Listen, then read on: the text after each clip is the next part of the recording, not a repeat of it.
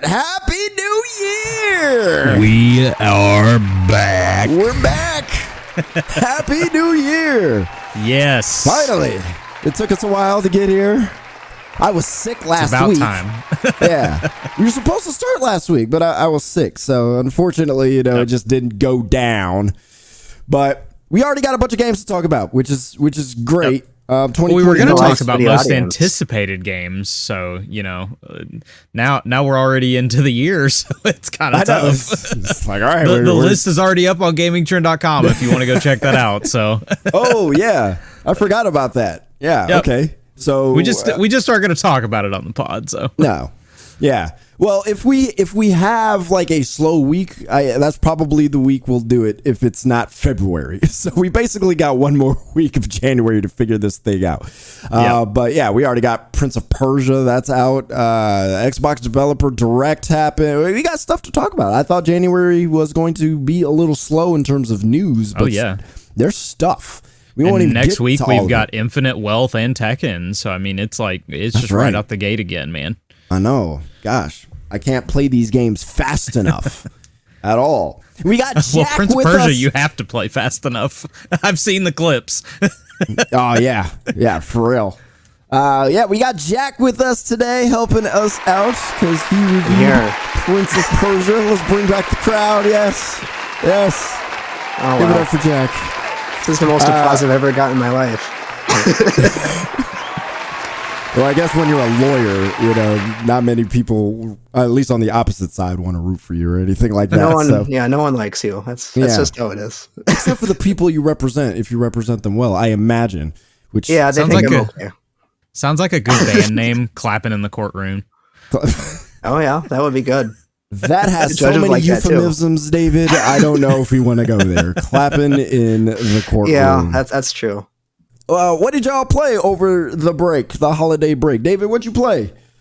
So, I mean, as obvious, I played plenty of Call of Duty. New season hit in December. Warzone got a new map. They got all the movement changes and stuff. So you got to play a little bit of that. But I've been working my way through Final Fantasy VII Remake. I'd gotten a little sick. Look at you right playing before JRPGs. Christmas.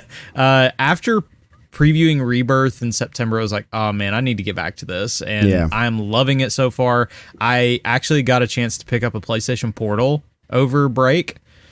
So I've been playing it almost exclusively right now on my Portal so that I can just kind of sit in bed and play on that. Yeah. And it's working fantastic. Like, I'm really, really happy. I admittedly, I know a lot of people out there like, oh, PlayStation Portal doesn't work good here.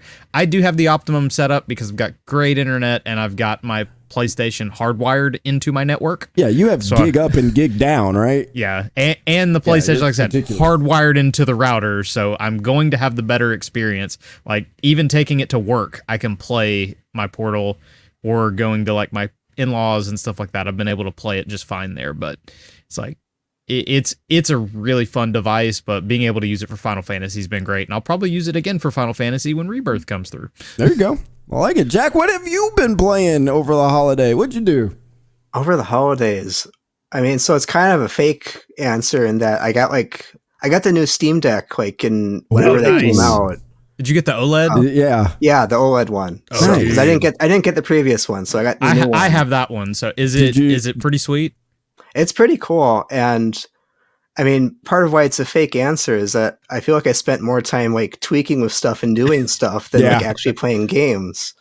Did you get like the top line OLED one or the mid range? I didn't get the super premium one because I mean, it was like you get glowing lights with it, and I'm like, I don't really need the glowing lights and stuff.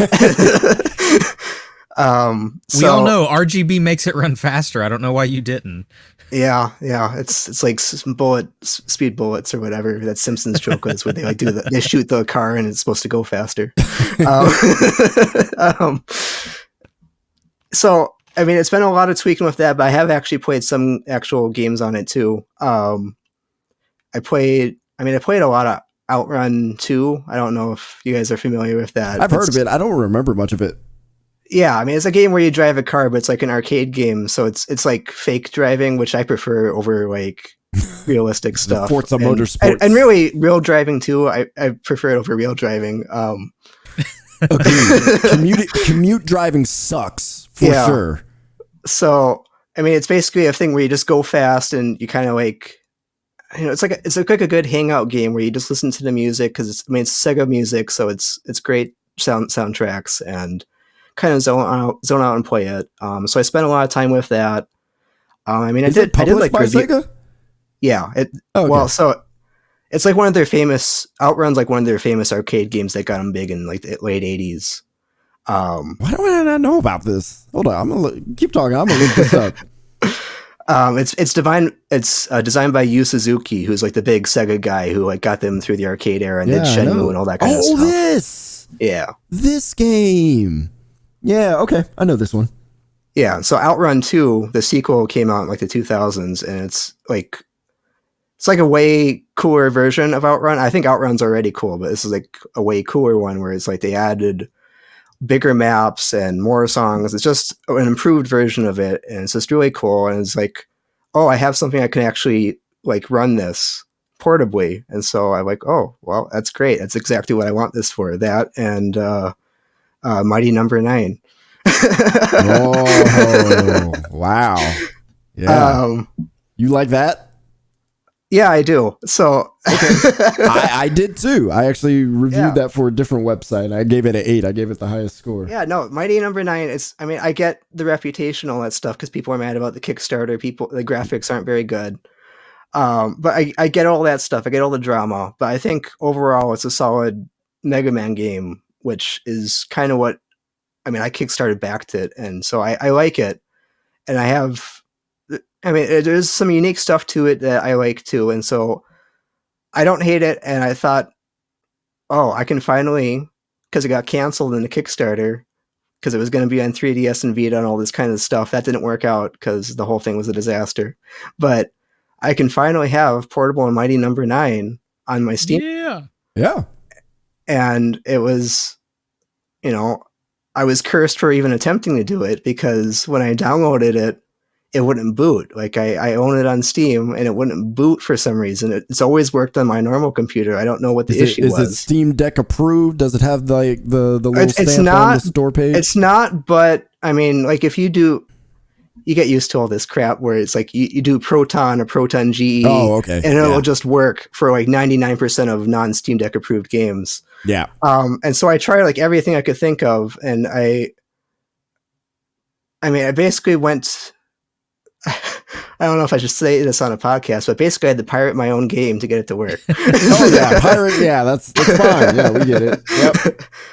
So I had to like find a torrent of the Linux version specifically to like download and then like run it that way as a non-Steam game and get it all the way around that way and do it that way. So, jeez, it was a huge pain. But I can play the game and it functions, so I that was worth the $600 or whatever. Bought the Steam Deck for Mighty Number 9. Yeah, well worth all the effort.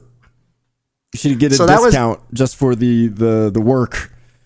Yeah, I've given way too much money to Mighty Number 9 in general, so it's what's more pain and turmoil. Well, it's nice that Mighty Number 9 got your stamp. You don't hate it.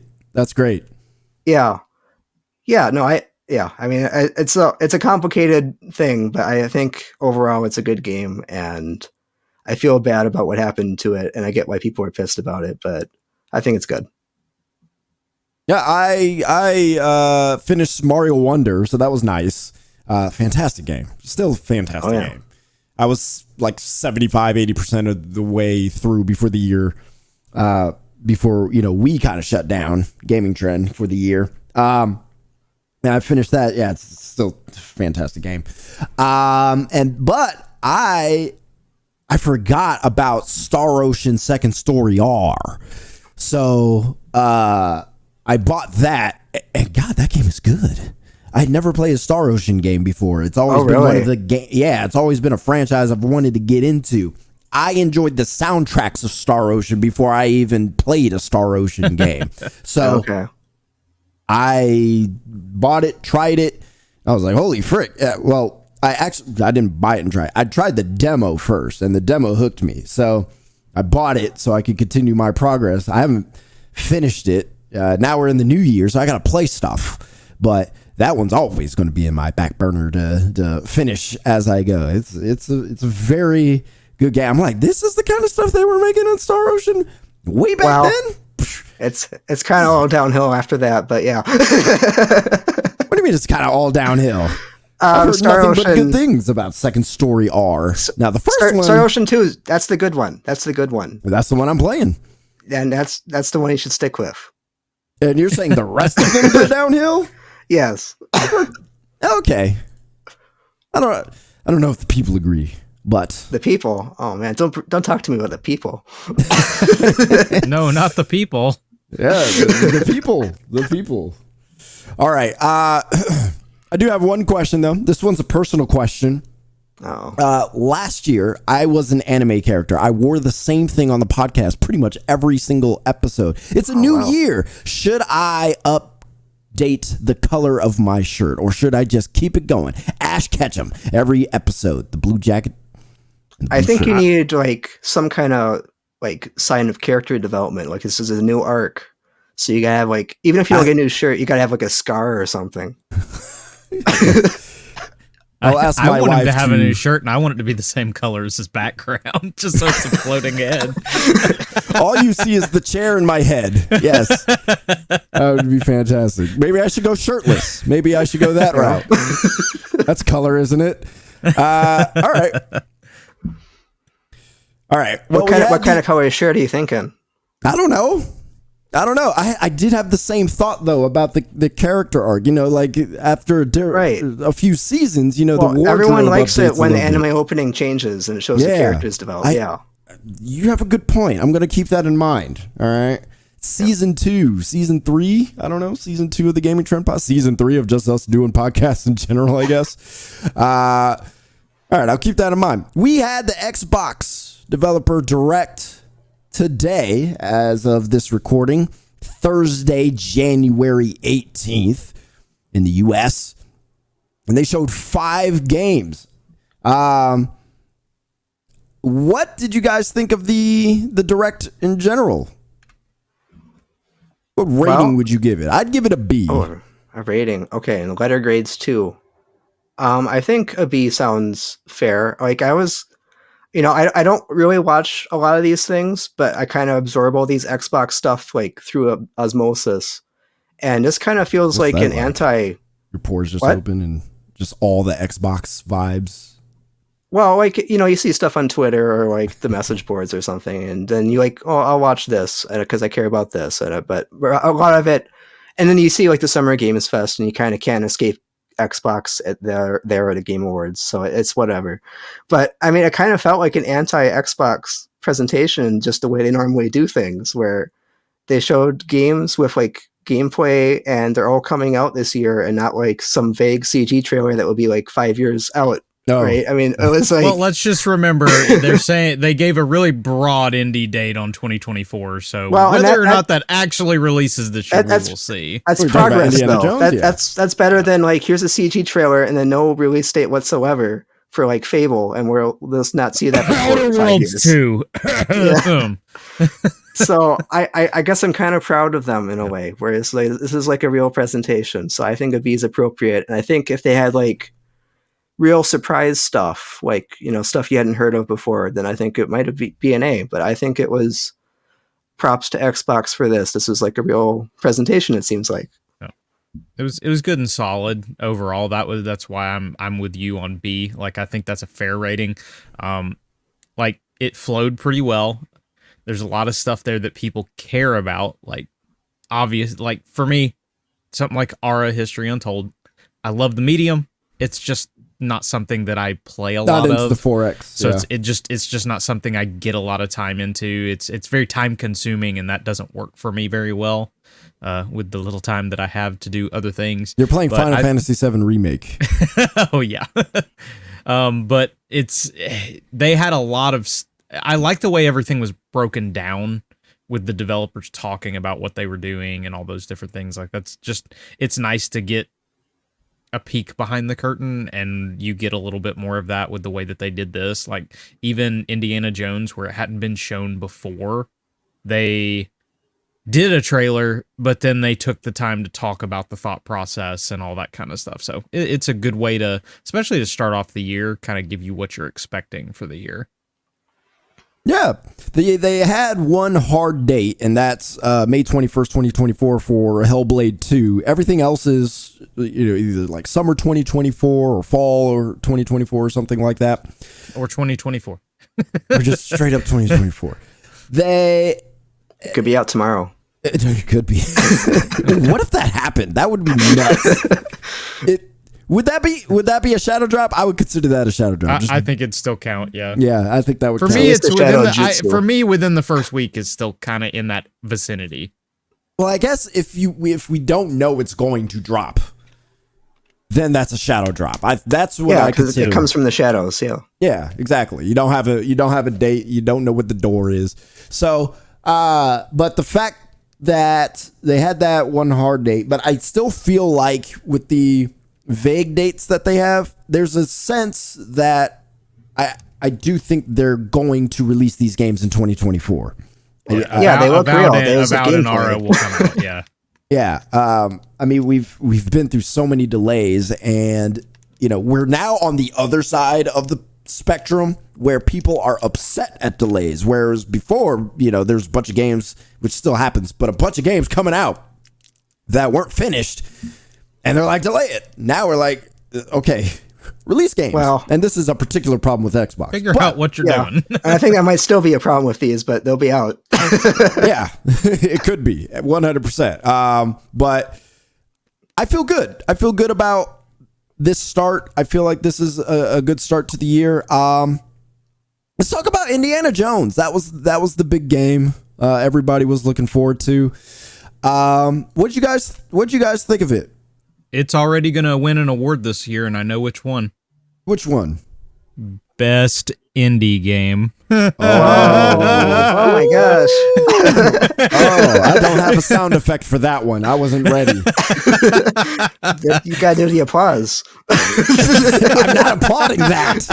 No. He doesn't want this is the first pod of the year, and I'm already dropping that stuff. He doesn't want to applaud that. I am not encouraging that. I think this is it.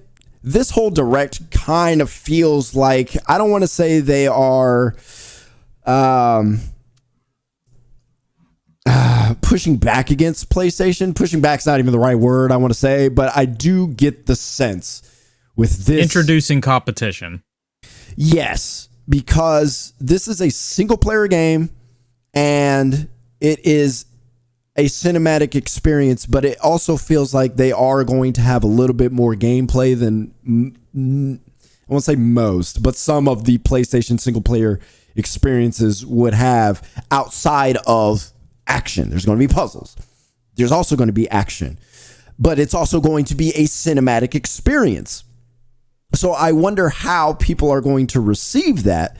And I'm curious to know. I will say you just described Uncharted. Was there a lot of puzzles in Uncharted? Yeah. There's puzzles in Uncharted. Yeah. You look at a book and they basically tell you the solution and then you just do it. But yeah. That's what I had the idea of Uncharted. This feels like it might be a little deeper than that. Yeah. Well, I do want to give them credit for the fact that as much as I wasn't sure if first person would work, and I'm still not like totally, I don't care as much for it, I do applaud the fact that it differentiates itself from just being another Uncharted, because that's exactly what would happen if you put this in third person. Is that's what people are going to be looking at. And I feel like this perspective shift, not only do you let the studio do what they do best, which is the Wolfenstein guys, which is make first person games, it's also differentiating this game from being, oh, this is just another Tomb Raider, this is another Uncharted. Yeah, I think it's a big risk, too, because I think part of the appeal of Indiana Jones is that he looks cool, and you won't look at him for most of the game.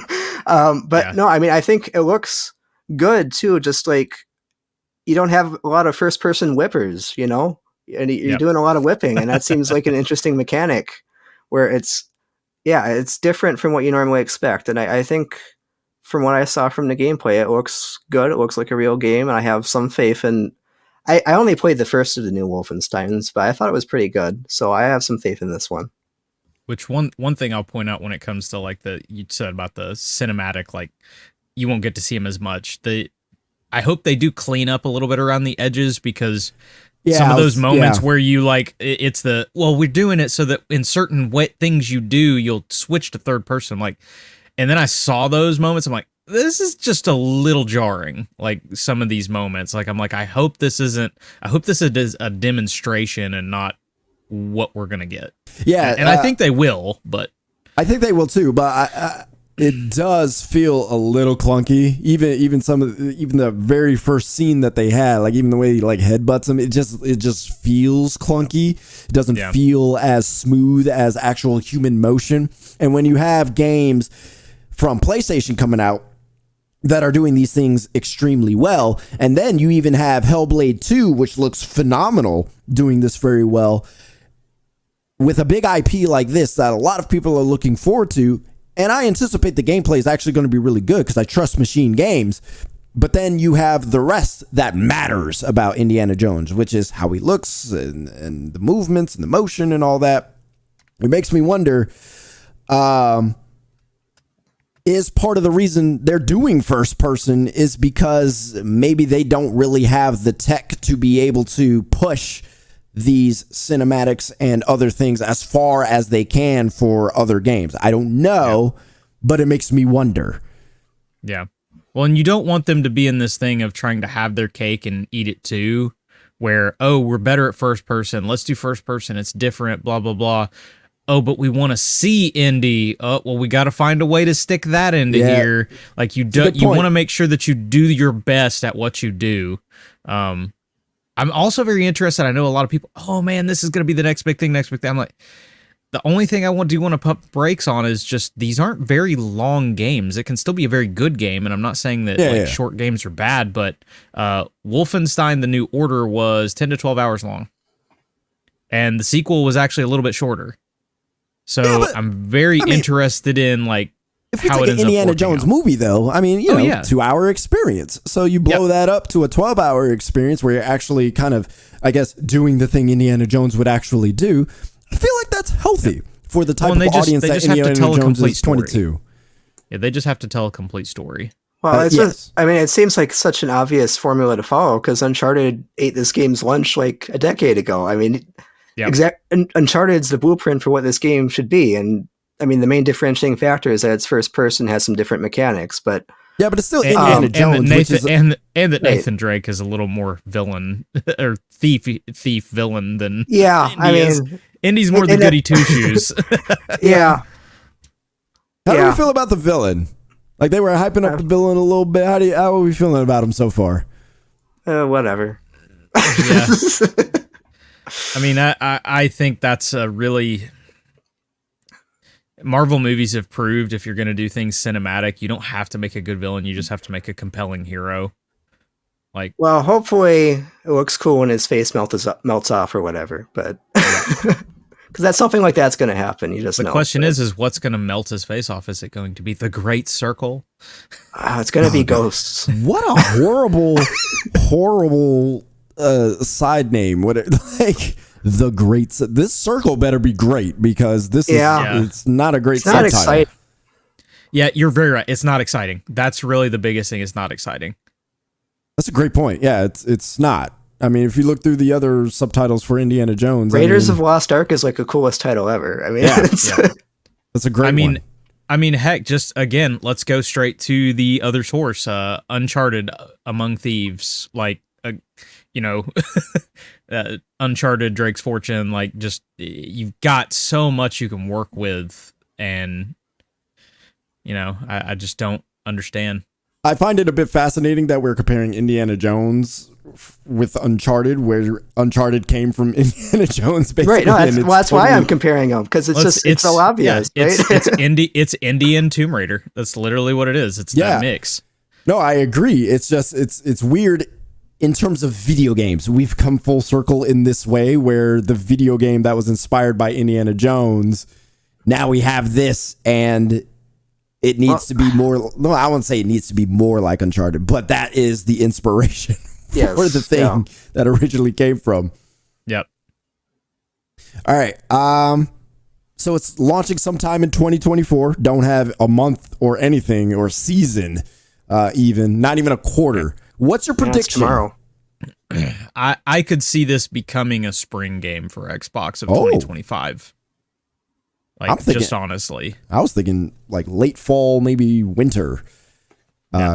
Mostly because it still looks a little clunky. So yeah, I mean, I just wouldn't be surprised if this is April of 2025.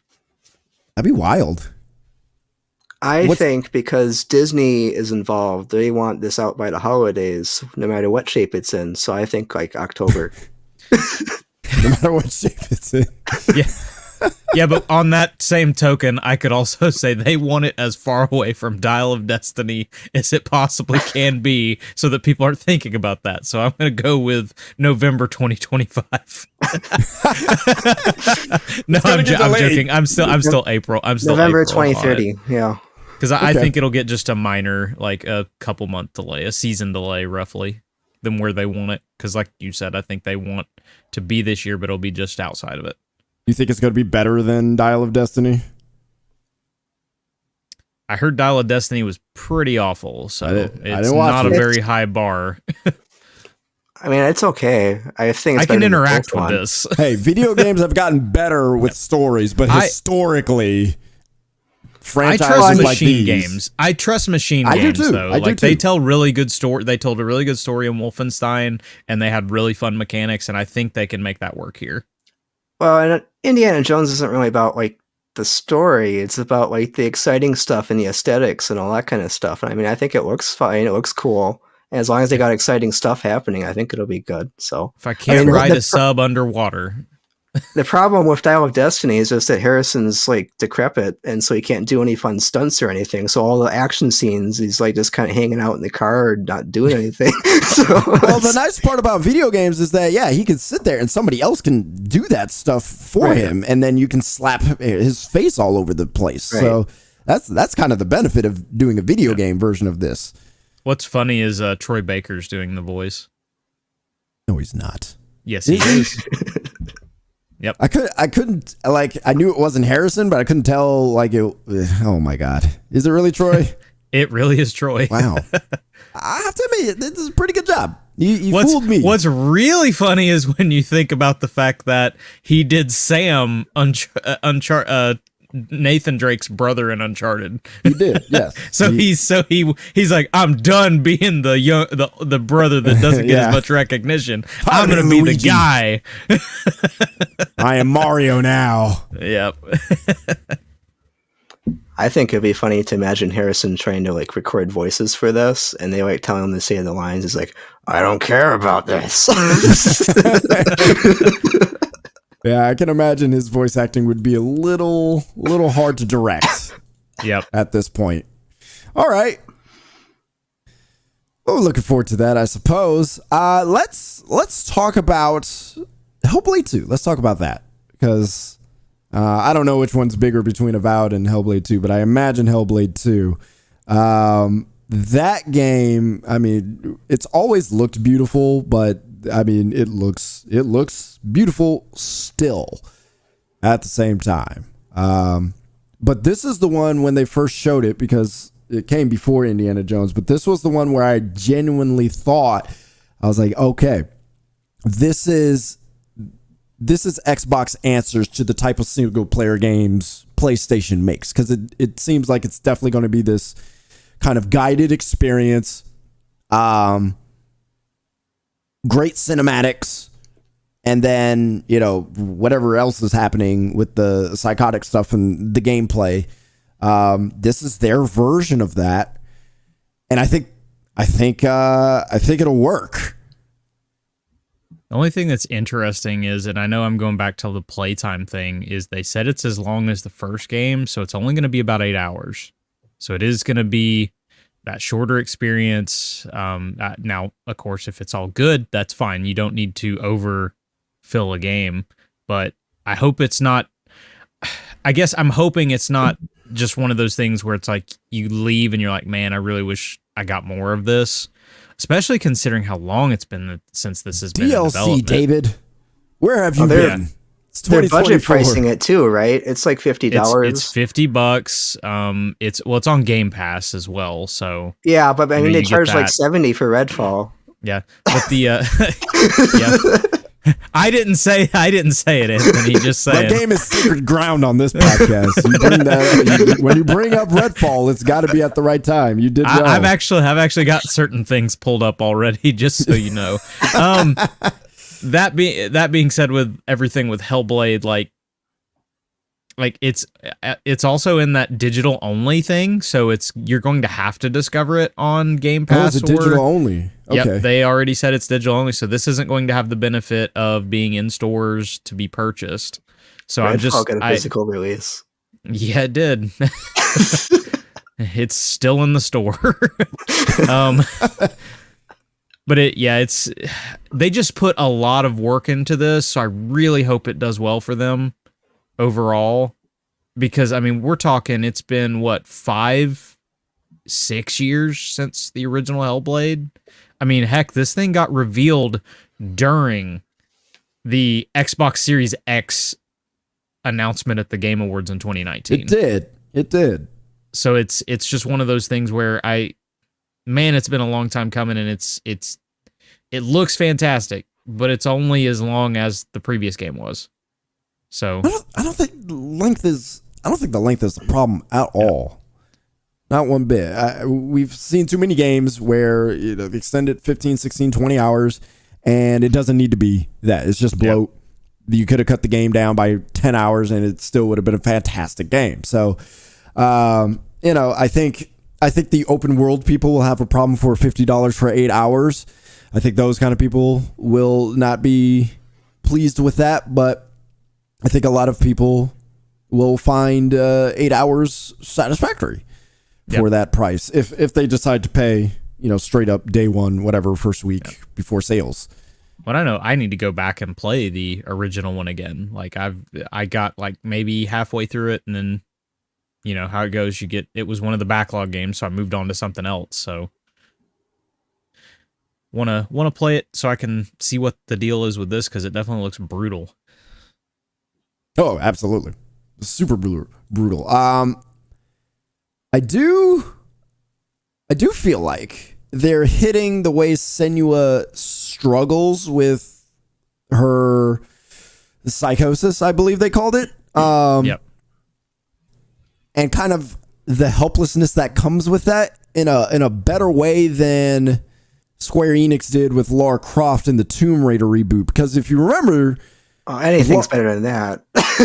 Well, so here's the thing, like, you don't see some of that as much, where they really try to paint a character as someone who is not just automatically like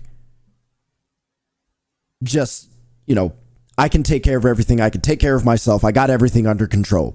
So I didn't mind the idea of Lara Croft in the reboot kind of like having to grow into the Lara Croft. She just goes from I'm scared 1 second to I'm gonna kill like 5,000 people. Yes, that transition was awful. Yes, but even in that kind of early naivete, Lara, it still felt like too much. Like, it's like you're still an archaeologist. Like you have to understand like the dangers. But it felt like it's like you're not even aware of that, and you've been doing this for a little while. But this is like Senua can hold her own. It feels like, obviously we haven't played it, but it feels like the psychosis puts her in a helpless state, but she's not totally like debilitated by it. And I feel like it's a nice balance of giving this woman, a bit more power without having to strip all the power away, if that makes any sense.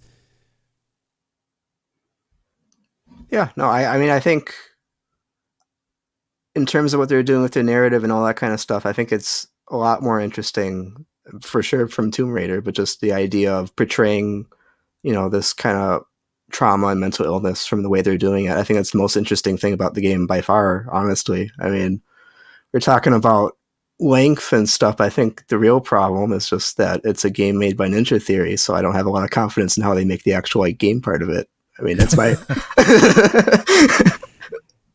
Well, and I guess that's probably going to be some of what a lot of people are fighting with is you're going to be looking, a lot of people are going to go into this looking for how did they expand upon it? How did they change the systems? How did they do all this stuff?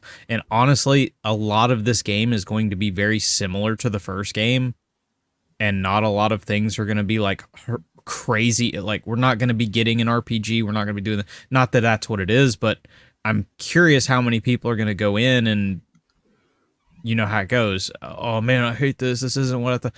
Well, your expectations were wrong for this game.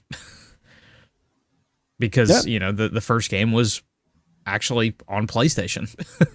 They put it on PlayStation. It came to Xbox later. And then, of course, they were purchased by Xbox. So yeah. It's a good point. All right. The other game we saw was Avowed.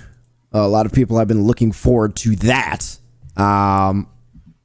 What do you guys think about that? Jack, did you get to see any of this? I looked at the creatures that they have talking at people. Yeah. I will say this: it's a visual show. Like it did not look very good at Summer Game. Was it the Xbox show around Summer Game Fest back in June? Yeah, and it looks really good here. Like they did, the visuals got a bump up. Agreed. Yeah, I think like environments and stuff, it looks nice.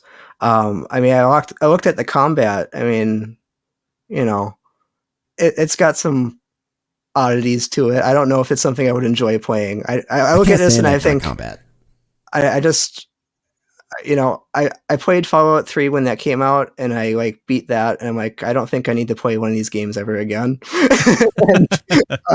So you haven't played Skyrim? Is that what you're saying? I played like 5 minutes of it, and I was like, you know, I can't do it. I can't do it. So, you know, I think this looks fine for the kind of game it is. When I look at it, there's nothing like in terms of the characters or anything though that it's like, yeah, I'd at least be interested in the story or something, because I'm not opposed to the fantasy storylines or any of that kind of stuff. I like Dragon Age. I like stuff in that kind of vein. But like when I look at, you know, they're beating these little like reptile creatures. I mean, I don't like how they look. I don't think they look particularly cool, or I mean, they look like idiots really. But something with the combat is a bit off. Like it feels more like they're swinging through the creatures as opposed to actually hitting them. And that's kind of how they all are, like right? That like right there, like Skyrim, that right there, kinda, yeah. So, it never it looks good. Yeah, I mean, it looks like the kind of game that it's trying to be, which I guess is fine. But this is actually making me think of an old arcane game, the Dark Messiah of Might and Magic on Xbox 360. Like that's the vibes I'm getting. Yeah, I don't think it's necessarily bad. I just there's something about it that just feels kind of plain, if that makes sense. Yeah, plain I think is a fine word, because I don't want to say generic, because it doesn't feel generic, but no, it's just kind of boring. Yeah, that's like even the conversation they're having in the side mission thing about the like I'm interested at least in the idea of, you know, this overarching like how you go about doing certain things, but it wasn't a very. I get that you can't show like the best missions, but that felt like a really poor choice, because that felt boring too. Yeah, like you know, I one of the people in this raid, you know, didn't do their job, and you get the choice to choose which one did the bad thing. Yeah, it didn't feel compelling. It didn't. Yeah, this doesn't look like my bag of tea. It never has, and it all stemmed from the combat. For me, I mean, that's why I haven't played Skyrim yet, other than the length. Like at some point in my life, I would like to just try it, but that combat, this is Obsidian who did Fallout New Vegas. Sure, yeah, but it's that same style, and I don't. You know, the gameplay for me has to be the greatest hook in any video game, and if this is what I have to deal with, I hate this guy. I hate the way this guy looks. Yeah. Outer there's something awkward about it. I loved Outer Worlds by them. Like, that was just a real fun space. Like, it wasn't humongous. It didn't outstay its welcome. It's about 20 hours of an open world exploration. It was just fun. So maybe this will somehow do that. But like, it's another one of those you hope they don't bite off more than they can chew. Like, make too big of a world to where certain systems aren't as fleshed out as they could be. Yeah, you hope that's not the case. But I'm really, with Avowed and Senua, I'm really sick of seeing like European Nordic setting fantasies. Like, I would really like to see something unique. Like, I don't know, take us to Africa. Like, take us to an Asian territory. Like, wouldn't you two like to see something like brought out a little further? No, I think anything would be more interesting than this. I mean, yeah, this is just the new zombies, right? Like, that's the fad. Well, I mean, I feel like this has been going on for a while. I mean, even as far as back Skyrim, you know, like, right? We've been doing this for a very long time. And I think it's kind of weird that they would have this when they have Bethesda too, right? With Skyrim and Elder Scrolls and all that kind of stuff. We all know that Elder Scrolls is not coming out for like, it'll be the next Xbox. Yeah, I mean, it's weird though that they would fill the niche like so the exact same kind of thing, right? And that's why I'm wondering if this is a lot smaller of a game than we think it is. Like, Skyrim is the classic hundreds of hours. This is made by the same people who made Outer Worlds, which was more of a 20 to 30 hour experience. Even though they mention different realms, you can still make them be a lot more contained. So I'm curious if this isn't a much smaller experience. I think it's pretty likely. You know what I didn't expect to see during the Direct was Visions of Mana, which now we're talking about the real games. Square Enix showing up was not, that was not part of and I actually forgot to get gameplay footage card of that. No, that was not on my bingo card as well. So while I look up some footage to put in here, what did David, I actually want to hear your thoughts, Mr. non-JRPG person. What'd you think of it? It's pretty. I've never had really an interest in the series. Some of the action looked kind of sluggish. I don't know if that's just the way the games work. Yeah, like it was a little slow. Again, not sure if that's just me and the, like, you know, playing Final Fantasy VII Remake, things certainly go real fast and flashy. That's true. That's very true. Like, it looks cool. It's not a game for me. Like, that's the biggest thing I can say out of it. But like, it looks like really good. There's nothing there that you saw that was interesting. Not really to me. Okay. I think the most interesting thing to me was the curiosity of if it's coming to Game Pass if they're going to somehow find a way to get it to Game Pass, because I don't think it was announced for Game Pass there. I just don't remember. I don't remember seeing that either, but I also don't remember looking that hard. So yeah, I don't believe it was, because every other thing was mentioned for Game Pass, and I think that one didn't have it on its card. Jack, what did you think? I'm excited for it. I don't know why it was at Xbox, but I mean, I'm happy to see it. I mean, not coming to Game Pass, by the way. Okay, it's not. Okay, not right away anyway. But because I think overall, probably the reason why this was at the Xbox thing is that they have deals with Square. Because I don't know if you've like read what Square is doing as a business, but they're like really slimming down their lineup, where they're kind of like trying to say we're not going to be making as many games, because the past few years they've been putting out tons of games from all kinds of throwing everything series at the wall to see what sticks. Yeah. And I think a big strategy in making some of that money back is being like, does Xbox want to give us money to put these on Game Pass? Yep. And so I suspect that's probably part of the idea, is that Xbox will give us money to kind of like put our games on Xbox and put them on Game Pass eventually, and make some more money back on some of the smaller projects, and so that they all kind of make money. But I mean, I'm excited for it. Like they're going through all the Mana games right now, but I mean, one of my favorite games is the very first Mana game, which is actually in English, it's Final Fantasy Adventure. That's how they localized it. But I mean, I think these games are good. I mean, they're kind of like Zelda with a more action focus, where it's, you know, you stab the guys, and so it makes sense that they're turning into like more of a normal action RPG where you're kind of running around doing this stuff. But I think part of it is just it's got a cool. I mean, they've always got great soundtracks. They've always got just like the way they do the characters and designs. I mean, I think this looks good, but I haven't seen anything like super stand out from this one in particular. But like if you look at like the PS1 game or like Legends of Mana, I mean, they have like really strong character and art design a lot of the time. It's kind of different from what you normally see from other RPGs. And I think just the way they do the music and the aesthetics and just the simplicity of the gameplay makes it kind of like a hidden gem from all these like smaller budget Square type titles where they're worth playing, worth looking into. So I'm excited to try it. I mean, I don't know if it would be great. I didn't play the remake that they did of the last Mana game, where I think it was kind of similar to this, where they turned it into like a 3D action RPG and did a bunch of stuff with it. But I didn't play that. But I mean, I am excited for a new one because it's been a while since there's been an actual like new one. So I think it looks good. I mean, this monster stuff looks kind of fun. I like the little monster. I don't know. I like the Mana designs. I'm endeared to this series because I have been since I played the first one on Game Boy, and so I'm willing to give this one a chance.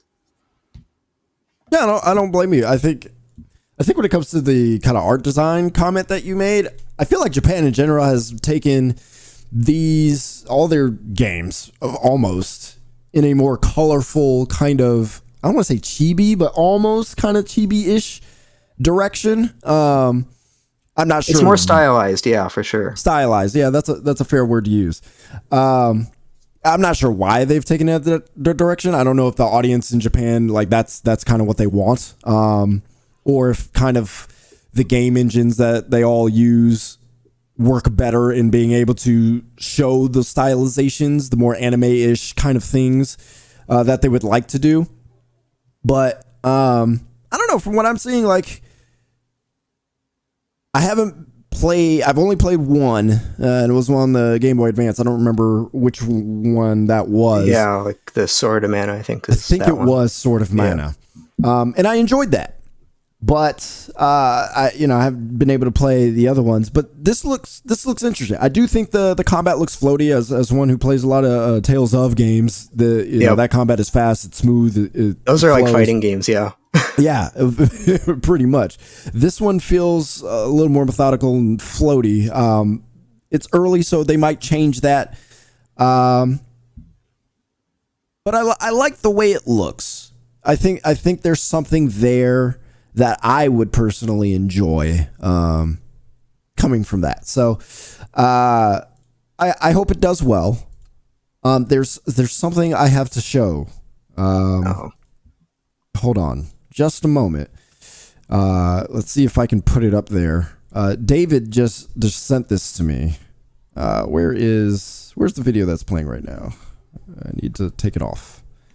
Where is it? Oh, there it is. It's like, there you go. The Great Circle is what it says on the Indiana Jones. And it's spherical. Spherical. The Great Circle. There we go. That's what it is. We found it. We've already. Spoiler alert. All right. What else do we got? We got, oh yes, the last one, a 4X game, Aura, History Untold. Jack, I don't know. I'm judging a little bit. This looks like a game you would like, right? No, I look at stuff totally like this. Stuff like this where they have like a bunch of menus and stuff. It's just like I can't do it. Like I can't play MMOs. I can't play these real-time strategy. Oh, really? We know he can't play Starfield. I can't play Starfield. Like when I see all this crap, it's like, am I using like an Excel spreadsheet or something? Like, I can't do it. It does feel that intense. Yeah, I want to try it. I am the person where I look at something like this and it does look intriguing, and I say, I want to try this because I haven't played any of the Civilization games, for example.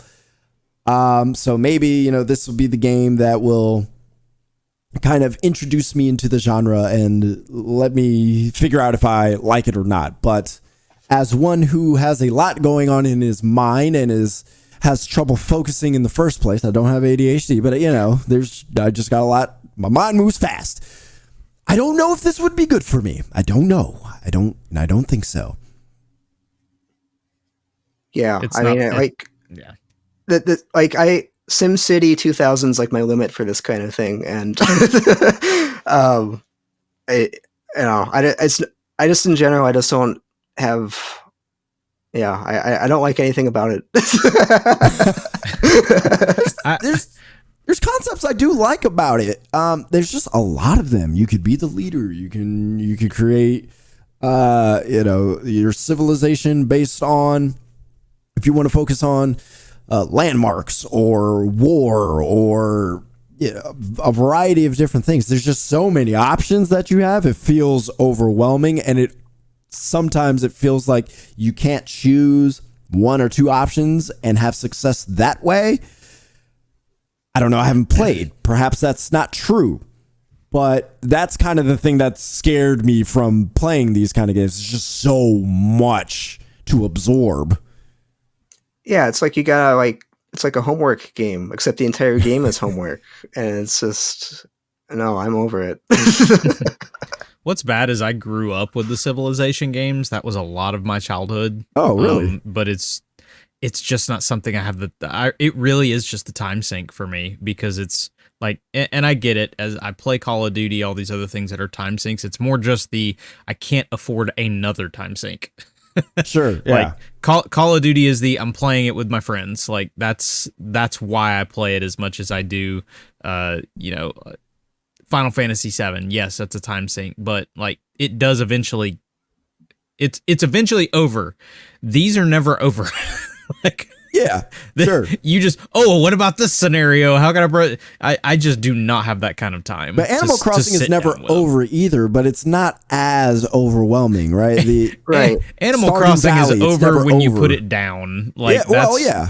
But same with this. Like, it's over when you put it down, but Stardew Valley also. There's a lot going on, but it doesn't feel incredibly overwhelming. This just like, oh my God. I think this is also, there's not necessarily just, if it makes sense, save. Like, you can save your game, but you don't really, like, it feels more like something you sit down, like you really have to invest. Like, it's not like Animal Crossing, I'm going to pick it up for 30 minutes on a break.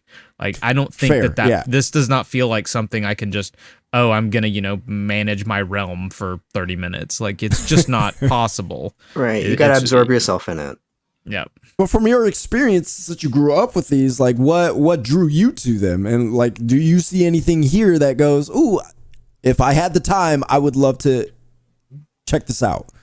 I mean, there are some cool things that they're showing. Like, it's not just about what you build and stuff. Like, it's the environment around you, like that they're showing off, like the animals that are in the environment, the different things. Like, all of these things actually affect what you're doing.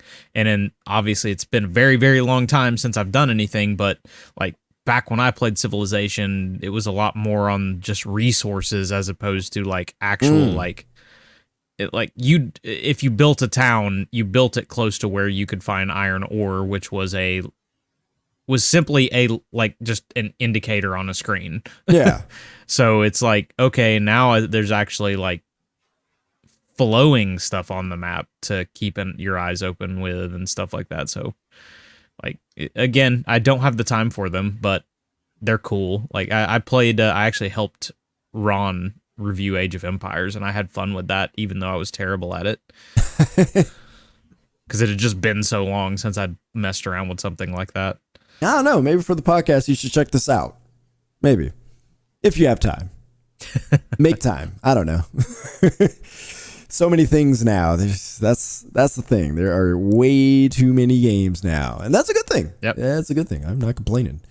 Not one bit. All right. Well, that's pretty much everything that was shown at well, that was everything. Not pretty much. at the Xbox Developer Direct. So I think, I don't know if y'all agree, but I think it's a good start to see where Xbox is going. Oh yeah, in terms of, we know where 2024 is headed. Like, yeah, truly, they even have the opportunity to slip even a surprise or two in if we get to June. Like they could. Yeah, this doesn't have to be their last Developer Direct for the year. I don't think this was. Yep. I don't get the impression this was meant to be like this is the year. This is expect these things because they were, when they did that whatever they did, was it last summer? And they showed June, like the Xbox showcase in June. Yeah, they showed like 12 exclusive games. Yeah, and a lot of them were slated 2024-ish. So there's more here. But I like what's there. Yeah, solid. The Developer Direct is a good format. It's a very good format. It. Yeah, it is a good format. There's a lot more ceiling in that format and a lot higher of a floor. There's a high ceiling and a high floor?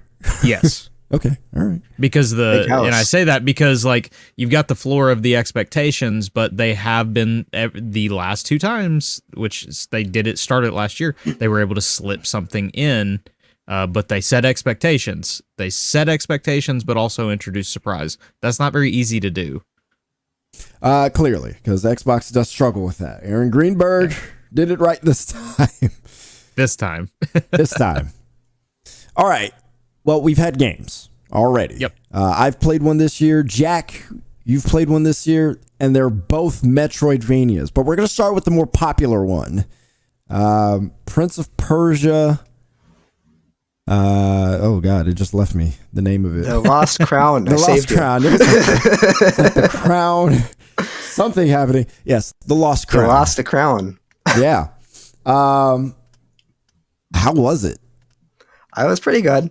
Yeah, I mean, it was a surprise, I think, because this is actually the first like Ubisoft game I was interested in playing for like a decade.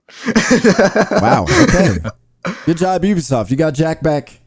Yeah. You want to guess what the last Ubisoft game I purchased was? Ooh, purchased or just played? They're one and the same. Okay.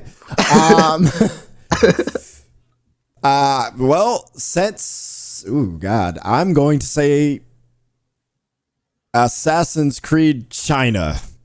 No. I'm going with Assassin's Creed 2 and he got mad at the ending. That's not, both of those are wrong, but you're kind of close to the truth of why I stopped. All right. I beat Prince of Persia Sands of Time. Because I beat Assassin's Creed 3 and I was like, this is the worst thing I've ever like. I was actually going to say 3 is the sad thing. Yeah. Okay. Like, this is like not worth continuing. Yeah, that was a rough ending.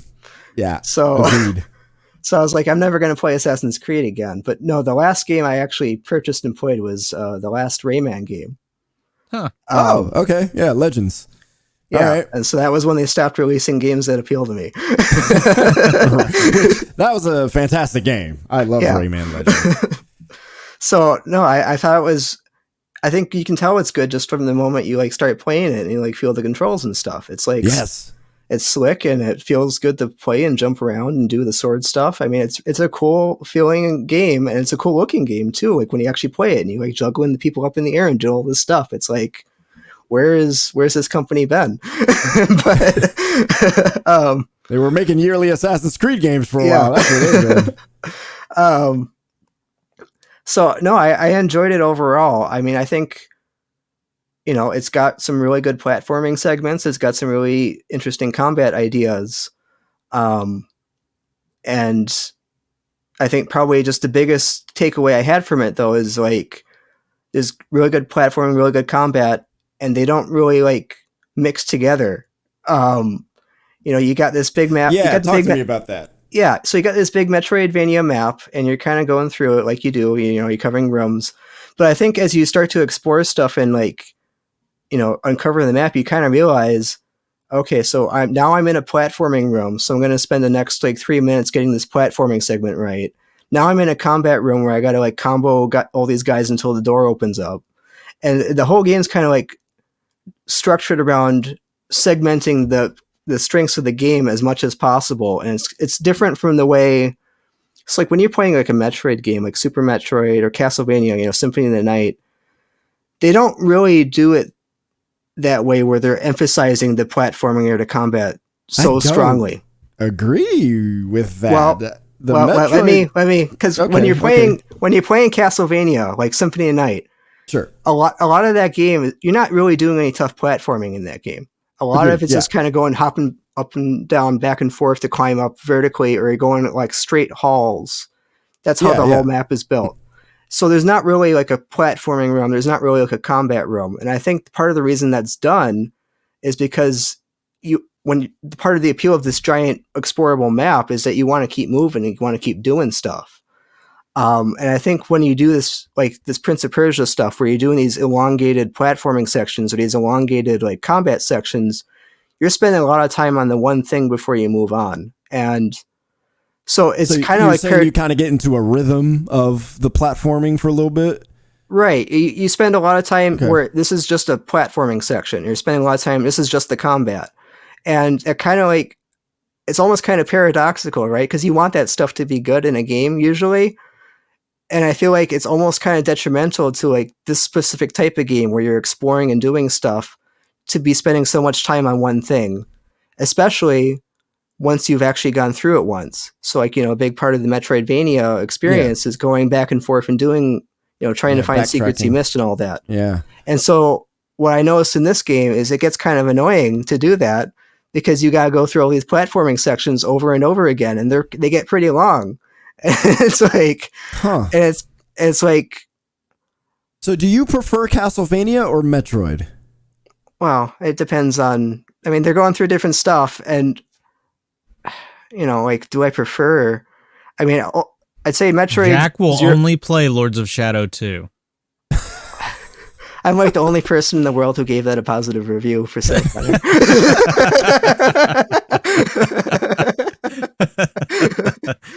Okay, so I asked that because I feel like the style of the platforming, the level design is more Metroid than it is Castlevania, and so.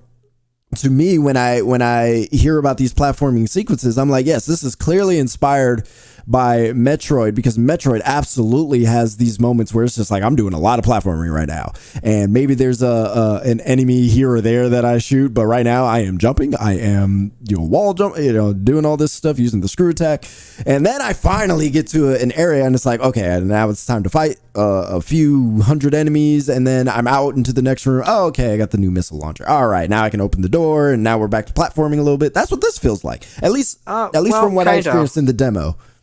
Yeah, well, you know what the platforming really reminds me of is like Super Meat Boy. That's what the platforming in this game reminds me of. Because it's a lot of like, especially as you get later and start doing the optional stuff.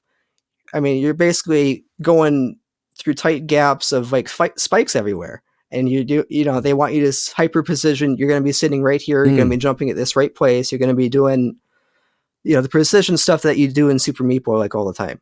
Okay. All right. That's kind of what I mean by it. Like the early stuff, I'd agree. It's a little bit more balanced in terms of like, this is like a normal game where you're doing some basic platforming. That's kind of what you're doing.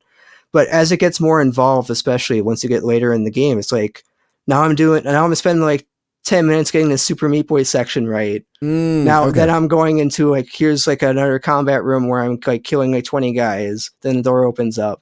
Here's another Super Meat Boy section. It kind of like, it bogs it down in a weird way where I think this stuff is individually good, but it gets kind of grating as a Metroidvania. Okay, I think I see what you're saying. Like, there's a nice, I guess no better way to put it.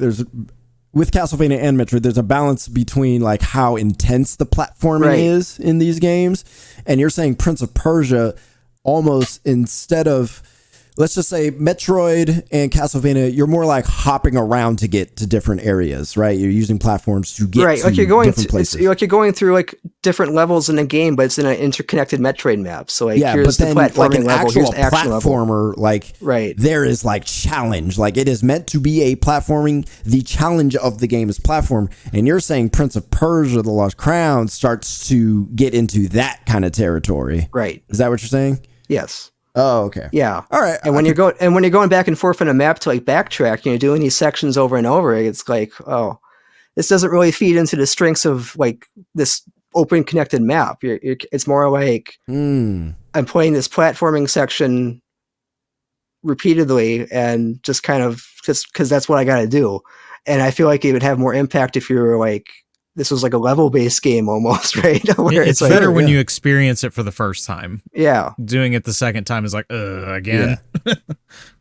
Oh, that's an interesting critique. I'm gonna have to look out for that when I play it. Yeah. Honestly, I think that's a fantastic critique for it, just for the sheer sake of, as somebody who played it at Summer Game Fest, like I was all about it, thought it was super cool, but I can see why that would get frustrating over time. Oh yeah, for sure. But again, based on the demo, which is, an hour, I didn't get the sense, like, if the game stayed the way it was in that first hour the entire way through, then yes, this criticism doesn't really make much sense. But with what you're saying in terms of how intense the platforming gets, it basically becomes a platformer. I can see that because Metroid never really becomes a platformer. There are some intense sequences sometimes, but they don't last a long time. And even when you backtrack, sometimes the backtracking allows you to skip through those kind of sections as well. Same with Castlevania. It never really gets too intense. This sounds like it gets pretty intense.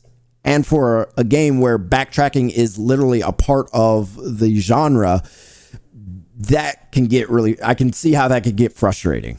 Yeah, well, the combat's pretty involved too. Like these enemies can mess you up if you don't parry right or parry too early. Oh my god! And so it gets annoying sometimes where if you have a tough enemy, like they start having like these really big guys that you can't just easily jump past, and so you got to get like your parries and stuff right to actually kill them every single time. And so it's another thing that kind of bogs you down and makes it annoying to backtrack. And I mean, there's ways they can alleviate it, I think. One thing I think is kind of weird is that they have these specific fast travel points.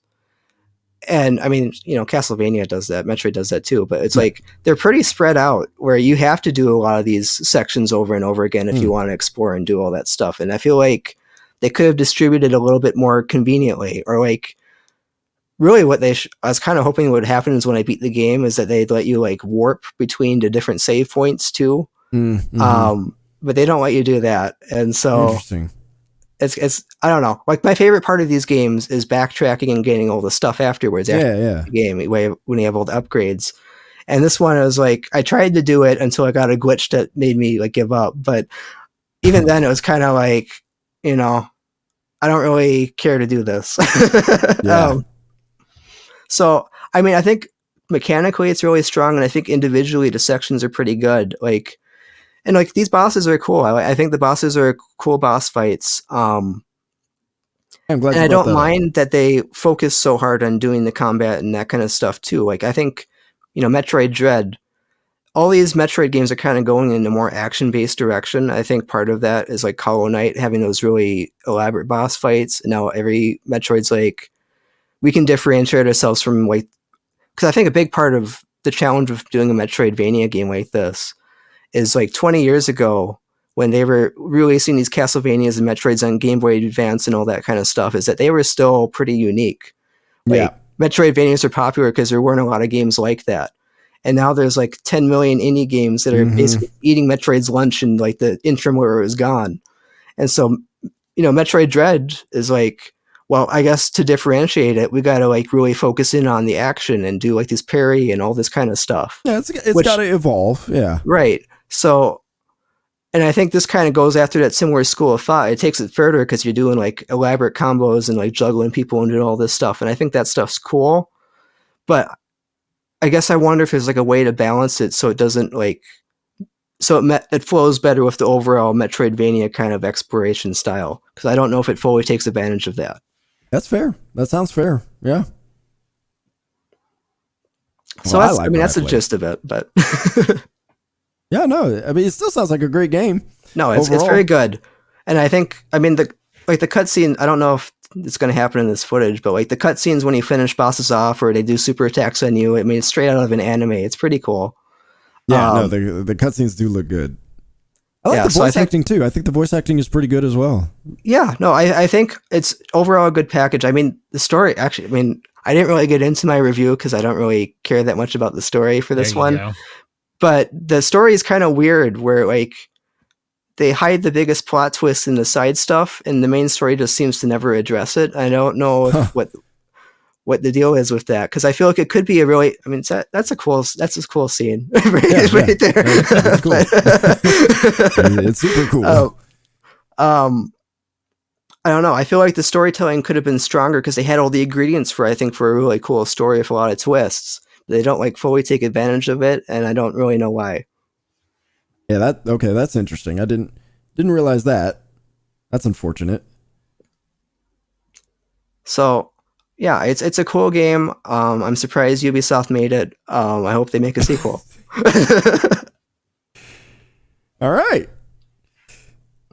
Well, it's a good start to 2024 with a game. You gave it a score of 80. an 80 out of 100. All right. No, it was actually an 80 out of 1. That's how Oh, wow. ridiculously good he thought. I didn't even realize I gave it that, but wow. David must have went back there and was like, let's really make this pop. Okay, yeah. Well, I can't wait to play it. I'm getting it from GameFly. It should be on its way pretty soon. So while I wait for that, I've been playing my own Metroidvania inspired game. I actually found this game based when we were prepping and planning to do a most anticipated games podcast episode last week, but I got sick.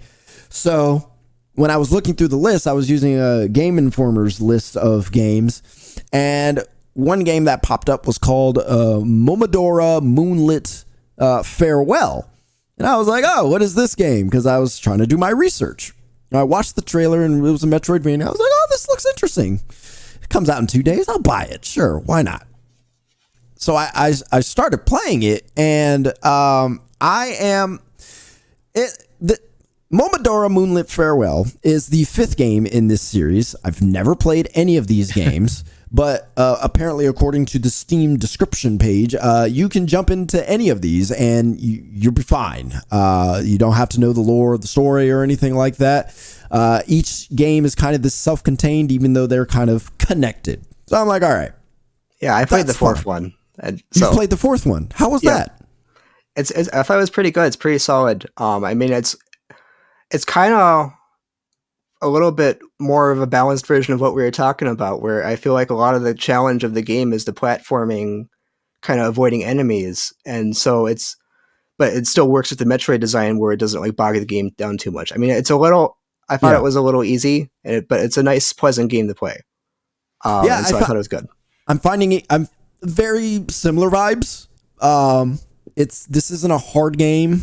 It has its challenging moments, but there's not a lot of them. I would say the bosses are probably the most challenging part.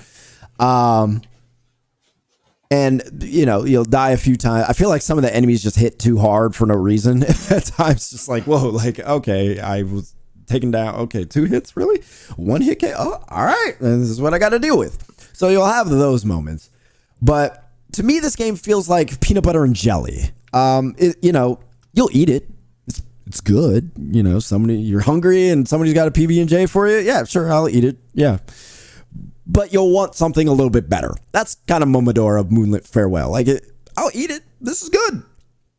I'm not mad at playing it, but it still doesn't reach the heights of, a Super Metroid, for example, even a game as far as that old in terms of Metroidvania and where that's gone.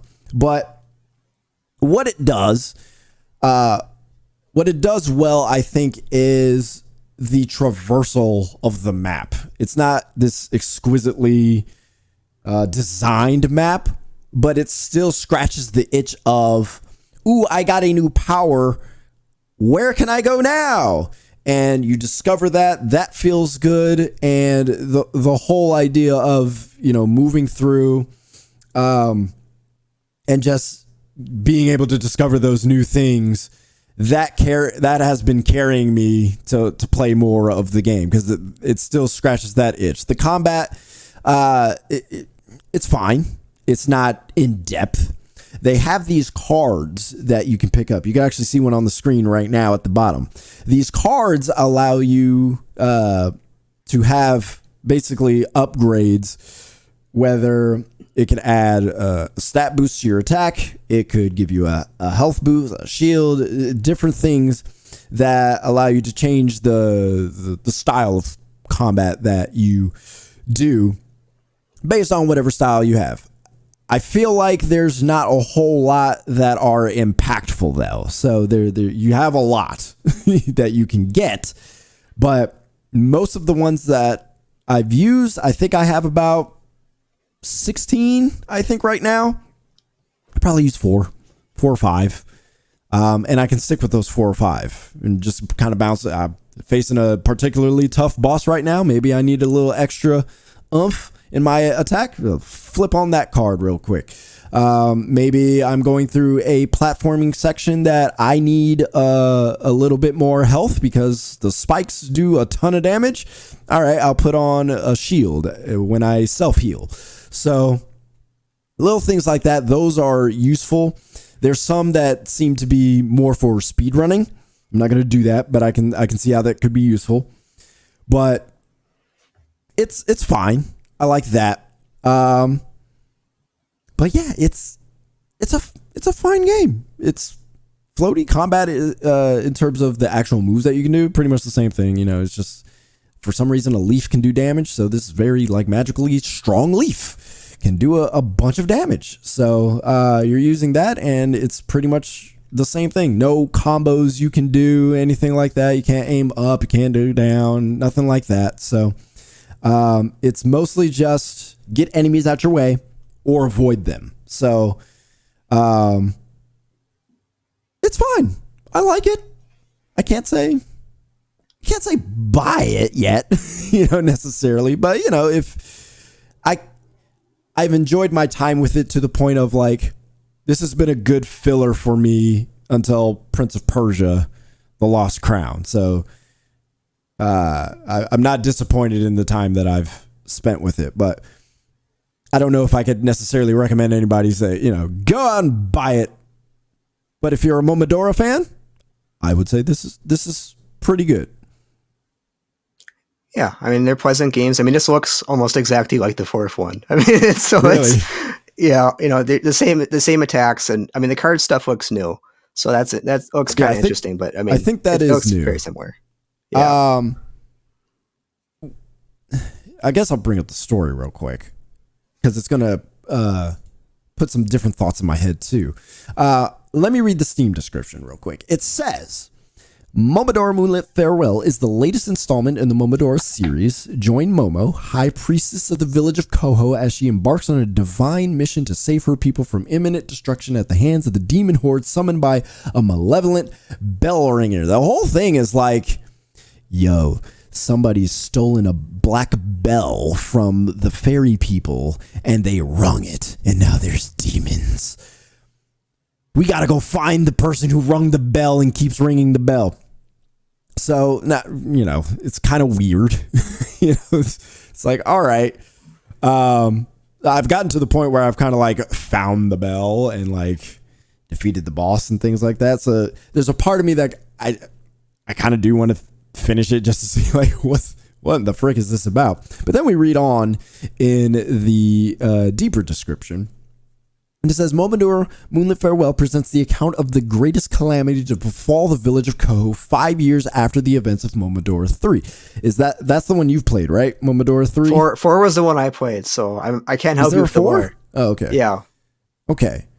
Once the toll of an ominous bell is heard, the village is soon threatened by a demon invasion. The village's matriarch sends Momo Raynal, their most capable priestess, to investigate the bell and find the bell ringer responsible for summoning demons. It is their hope that by finding the culprit, they will also be able to secure the village's safety, and most importantly, the sacred loon tree, a source of life and healing for Ko. And it's less like, wait, where did the tree come from? And that's exactly how the game feels. Huh? Those jumps that you were failing are making me upset. I missed it because I was reading. Now I want to rewind it. You were trying to hit these certain jumps. What jumps was I trying? Oh, this? It was this. You go and like, yeah, that's brutal. But then he does it again. The problem is he does it again. Well, because I'm like, I feel like I'm so close, and I'm like, oh, can I reach it? So I actually I'm glad you mentioned that, because I feel like the traversal, like in Metroid, when you finally like get a thing that allows you to get to new areas, that always feels good. I feel like in this game though, not everything, but a lot of things that you find just let you go up more. So like a higher jump. Oh, look, you could jump twice now, so you could get to that one place. Oh, now you can wall jump infinitely. So it's like that's the only mechanic. Gotcha. I wouldn't say it's the only mechanic, but there's not a lot of left to right openings. So I guess it's a more vertical map. Whereas Metroid and Castlevania, it's broad. You go up, down, left, right. So, So there's that. So that part is a little disappointing, even though it's still satisfying to get to a new area and it looks totally different. There's some new enemies and things like that. That's still fun. But this whole like tree thing in the story, that's how the game, the story, all of that feels like stuff is just kind of thrown in that way, where it's like it's not really cohesive because they're trying to do something where you don't have to know the previous games in order to understand this game. So it just feels like they don't go all the way with the story, and in some ways it impacts your ability to understand everything, or at least like it feels random at times, the stuff that happens. So other than that, yeah. So it's a fine game. It's a fine game. That's fine. Yeah. It's Momodora. Fine. It's fun. It's fine. Yeah. All right. We're at 1 hour 22. Let's talk about one story from the news. I'm going to save one of them for next week, but this one, apparently, the Halo Infinite Battle Royale was allegedly canceled. So, if it is, how much does that hurt Halo Infinite's future, do you think? I feel like Halo Infinite has carved out its own niche, like they've had some strong seasons and stuff. So I don't think it hurts it nearly as much as some, because I do feel like this Battle Royale would be kind of almost its own thing compared to Halo Infinite, and because Halo Infinite has its own like big team battles and stuff like that, so it works. Yeah, big team battle is nothing like the Battle Royale. It's not the same. If anything, I could actually see this being a good thing because of the fact that if it didn't work, and if it really was somewhat a part of Halo Infinite, it almost could have dragged Halo Infinite down with it.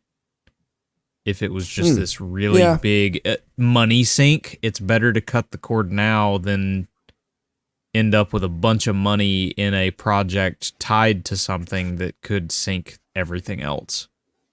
Because Halo's already in a technical bad spot when it comes to the staffing, and you don't want to sink more money. This is a third party that was doing it, but you don't want to sink more money.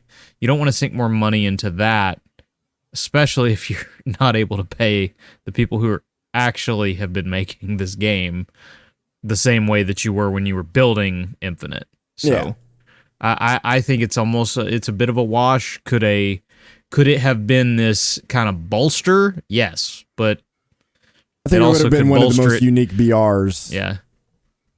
For sure. If they were figuring out ways to make it unique, that would be the biggest thing.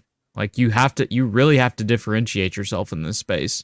Like even Infinite being different as it is has had a tough time differentiating itself on PC. Like people don't care as much about it on PC. It's been an Xbox franchise. Yeah. So I wonder if it's just too late for any new BRs to come out at this point. It really kind of what I was thinking. It kind of is, man. Doesn't it seem like this is like 5 years too late? Yeah. It's even 2 years even. Trust me, I remember working at GameStop when we bought fidget spinners, like 2 months after the craze. Wow. It was that craze died so fast. Yeah. So it was like, guess who had to count every freaking fidget spinner inside the store every Thursday when it popped up on the count? Like it was, yeah. But the thing is, like, battle royales aren't not popular anymore. Yeah, it's just I think the specific ones filled, are right. Yeah. If you're not playing, Fortnite's kind of like distancing themselves from battle royale a little bit too, which makes me think it's kind of like on the way out too. I don't know. Fortnite's kind of becoming Roblox. Right. They're kind of like, we're going to be everything now and eventually probably not battle royale. So I think that's what they want though, because I think I think their battle royale works just so well. I mean, they just logged 5 million people on it when they re-released the first island.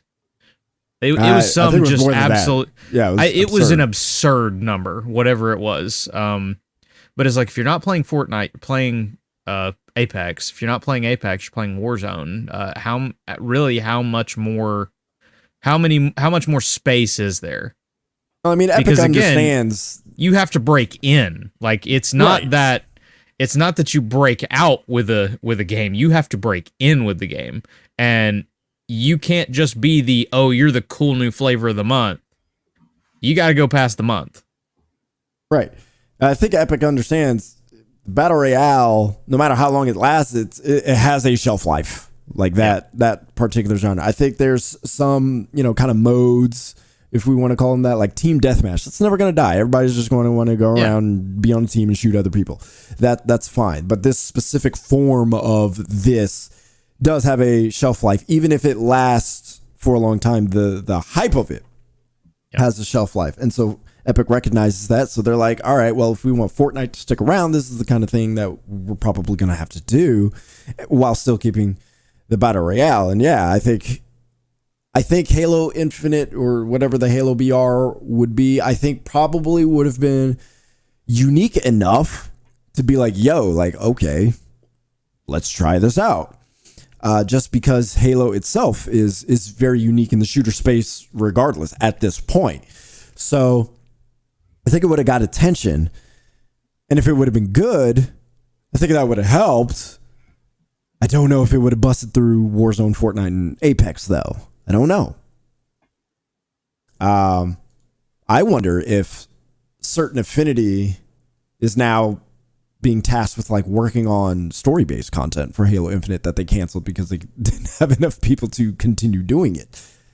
I feel bad for Certain Affinity. Weren't they working with Sega to be behind Hyenas?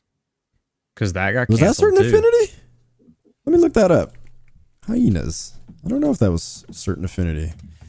I literally typed in hyenas and I got pictures of hyenas. I did too. No, Creative Assembly. It's Creative Assembly. Admittedly very similar. Very, yeah. Maybe there needs to be a lawsuit like Remedy and Rockstar, Are you gonna put up a picture of the hyena or not? No.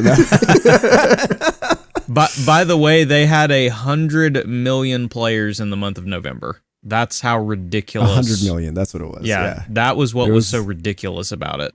Yeah. I do wonder. Well, and that's why they're doing all these things. I'd look more not necessarily that Fortnite is looking to get out of the VR business. They're looking to retain the people who come, all those 100 million people who come in. Because if I can get them into Fortnite, I can get them into Lego Fortnite, which I can get them into Rocket Racing, and then I can get them into Fortnite Festival. So and they're still spending money. No, Yep. That's what I'm saying. All these live services, they're just basically retail stores online. That's all these are in video game form. Fortnite's a platform. It's a platform. Absolutely. It's not even a game at this point. But I wonder if part of the reason why it could be canceled, if it's actually canceled, is it because Xbox owns Warzone now, and so there's no point in having the Halo Battle Royale, because before Warzone, Xbox didn't have a Battle Royale of their own. The Halo Battle Royale would have been it, but now they have Warzone. Yeah, I kind of feel like there's a lot of. You got. I think there's a lot of what's the point of Halo now that they have Call of Duty, but oh, stop that! As a Halo person, stop that. I actually look at it more in the sense of like, just we're seeing this live space bubble burst, and I think it's one of the victims of it, because you really have to have an outstanding idea. That's to be original at this point. And I don't know that as good as Certain Affinity's idea may have been, it may have still just looked too similar to every other game. I mean, that's really what it boils down to. If it's going to feel and play similar, I mean, heck, honestly, Battle Royale has to be fast, and as much faster as Halo has gotten, I'm curious if it still would have been fast enough. But Battle Royales tend to be a little slower than even. I mean, Call of Duty is insanely fast. Warzone, I think you would agree, is even slower than your traditional Call of Duty multiplayer. It can be, yeah. Of course, it could be fast, of course. Yeah. But you understand what I'm saying? Like, just straight up, the default state is a little slower than your basic multiplayer or ranked or whatever. Yeah, I think like you can do something that's really, really cool, like with Halo. It's just, I don't know that it can hit and grab enough people, and you can't just do it for Xbox. That's really what it boils down to, is something like that is just not going to work. Well, remember, it's only an Xbox. When the multiplayer dropped for people, everybody was like, holy frick, like, this is dope. It was really the content that, was the death knell for Halo Infinite. So, well, if you go and look on the Steam numbers, like there's 6,000 people playing it now. Like it's even with good content, it still falls off. On Steam. So they lost a lot of goodwill once it launched and the content wasn't there. So and some of it is just crowded space. Sure. So you're having to fight that, but you're also having to fight the stigma of it. And there's a lot of other alternatives. That's really what it boils down to. Live spaces, the live service space, like I just said, it's not a breakout space, it's a break-in space. Yep. Agreed. All right. Well, that'll do it for us this week. All right. It's good to be back. Happy New Year once again. You know who else is back? Redfall. They have 25 people playing on Steam right now. Oh, that's the holiday record? People. They bought it super cheap. There were 32 at the beginning of the podcast. 7 people logged off. Wow. Yeah. What's funny is we actually had several podcasts where there were a grand total of 7 people on. So. Oh. Wow. Very good. Good for them. Well, things are looking up for Redfall. I don't know what the percentage increase in that is. Everything's coming up Millhouse. Yeah. That's a significant increase from the 6 and 7 that was happening back in November. Yep. All right. Well, with that said, that'll do it for us. So we will be back next week for some more video game talk. And this still got some news to talk about, so there's got some fun stuff. Yep. Jack, thanks for joining us. You could go read Jack's review of Prince of Persia: The Lost Crown. Gave it an 80 out of 100 on Gaming Trend. It is available right now, like the game, as of this recording. All right. Deuces. See ya. Peace.